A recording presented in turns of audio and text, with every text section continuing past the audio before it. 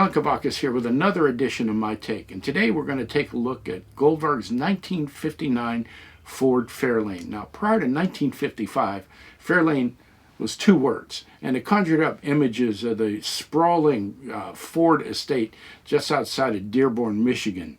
And, you know, it was a really classy place. It was serene, tree-lined byways. Everywhere you looked, there was a touch of elegance. So they meant to evoke this with a new model name in 1955, Fairlane. One word this time, though. It was meant to replace the Crestliner. Came in two versions, the Crown Victoria and the 500. And it was a very successful style, a beautiful car. We all remember the transparent roof on the Crown Victoria, what a stunning feature that was. So the car did really well. 56 minor refresh, 57 new styling, very dynamic. By the way, they were a bestseller for 1957. In 1958, there was a refresh, and there was a lot of styling elements on the full-size Ford that were meant to emulate the new square board, the Thunderbird.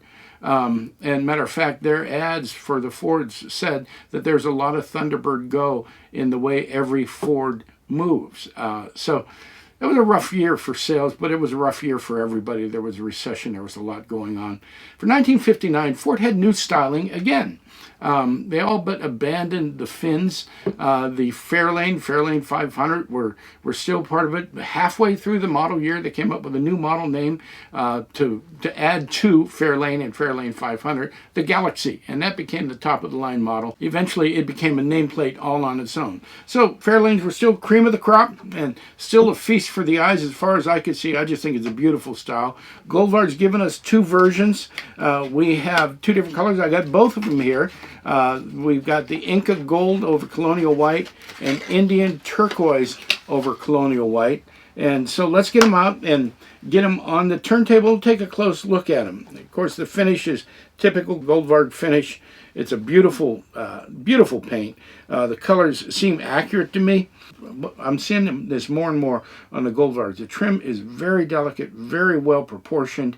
There's some photo etch here, but it's so much to scale that you don't notice that it's photo etch. The front grille, just absolutely beautiful. The lensing on it is incredible.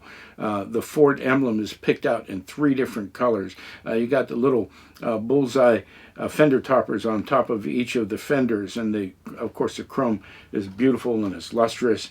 You go around the side, really nice wheels. They've done a great job on the wheels. They've got the tricolor centerpiece on them. Probably could use a little bit more dimension, but it's not distracting from the model.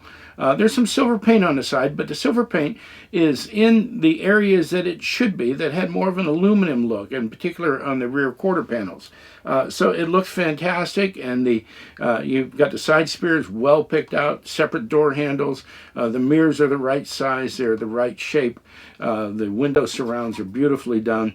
The C-pillar is a very accurate reproduction, and of course your badging is minuscule but looks absolutely beautiful. You take around and look at the back. Lensing on the taillights, well done. Trim on the trunk, very well done. Backup lights picked out well. Dual exhausts on this one, so it had the bigger V8. And of course the Fairlane badging looks really fantastic. Around the other side, duplicate of the front side, really nice looking. Let's take a look at this turquoise one.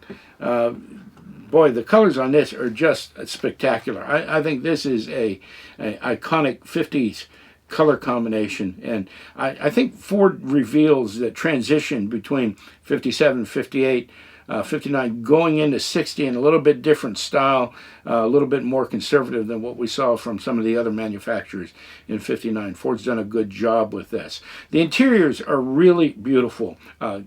Incredible dash, a great looking steering wheel, very accurately replicated.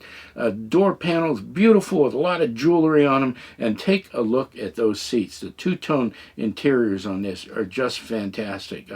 That just took a lot of extra work to get that look. They're really three-tone because you have the body color, you have the white, and then you have the black inserts as well. These are just beautiful models. And I'll tell you something, I've said this before, I'll say it again. Sergio is holding the prices. He's given us a great value on his models. I don't know how long he's going to be able to do it, but he's doing a really great job of giving us models that nobody else is making and giving it to us at a really great value. Now, these have been out for a couple weeks. We showed them in Chicago. I know they've been selling well. If you're interested in one, you need to snatch them up from your favorite dealer or go directly to Sergio's website. I'll put the address right up here. You can buy them right off there. And of course, you know he's legendary as far as his customer service is concerned. Friend of the hobby, really great guy, and very picky about how his models come out. And that's a benefit that we all have, isn't it? Yeah. So this is my take on Goldvarg's 1959 Fairlane. Thank you for tuning in. Do me a favor, give me a like down there in the right-hand corner. It really helps the channel. Love to have you as a subscriber. I've got several other videos coming up. Look forward to sharing them with you.